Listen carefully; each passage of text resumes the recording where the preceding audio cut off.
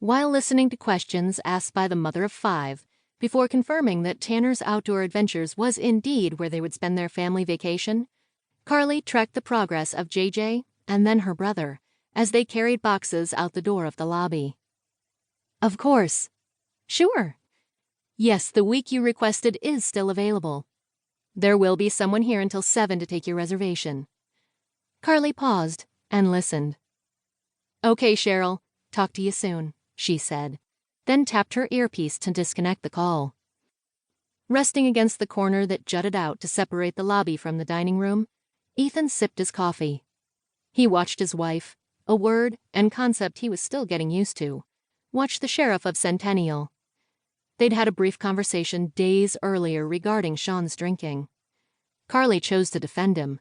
The benefits, he supposed, of having siblings. Kind of like a built-in support system of people who always had your back. He again tasted his coffee before leaving his perch to approach Carly. He was here on time. I gave him a hug. I didn't smell anything. Her voice trailed off. It's worth watching. Maybe having a conversation. Like an intervention? Her eyes searched his face as she sought answers neither of them had. He sighed and changed the subject.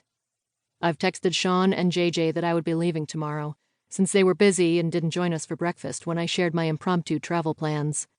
My boss initiated the trip. It appears the Bureau isn't satisfied with the forms that were filed regarding Rutgers. They've scheduled a hearing. Carly turned toward him fully, worry creasing her brow. What do they want to have happen? Ethan set his cup down and stepped to her, both hands resting on her shoulders, massaging the tension that always seemed to be there. The opportunity to ask questions, to clarify what the report says, and ensure the FBI can't be held responsible for Carl's death. I was thinking, he said as he slid his hands down her arms, his fingers entwining with hers. You might like to come with me. Carly began to shake her head. Fiona is due to arrive today. And after a brief orientation, you have enough stacked paperwork in the storeroom to bury the woman for a month. And I'm sure she has a to-do list of her own regarding the job you hired her for. There are guests, which JJ, Zach, and Alyssa are capable of handling. I peeked at the schedule and no one new is checking in until next week. She made a face as she searched for a reason to remain behind in order to keep up with the new direction of the business, which she wasn't convinced would survive without her daily activities to nurture it along. At the fluttering in her abdomen, she smiled. The baby? Ethan gave a slight shake of his head. If you can ride a horse, a flight to the East Coast should be easy, he sighed. Tanner's Outdoor Adventures will run fine if you're gone for a few days. But if you would rather be here, I can call Tim and Charlie. Tell them you're not coming. He would lose the bet, but... She squeezed his hands in excitement. Tim and Charlie would meet us there? I thought it would give the 3 of you a chance to catch up in person, as you haven't seen each other since the wedding. I'll be in meetings at the J. Edgar Hoover building during the day, and I didn't think you would enjoy staying in the hotel by yourself.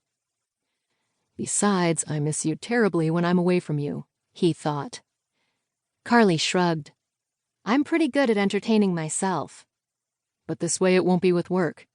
You'll take the time off Doc Miller suggested and relax. She released his hands and wrapped hers around the back of his neck. Leaning in close, she brushed a kiss against his lips. Yes, I'll go and support you if the FBI thinks you lied or put them at legal or financial risk. I can have lunch with Tim and Charlie at some posh restaurant. Then we'll go shopping for even more baby stuff, she said, kissing the corner of his mouth.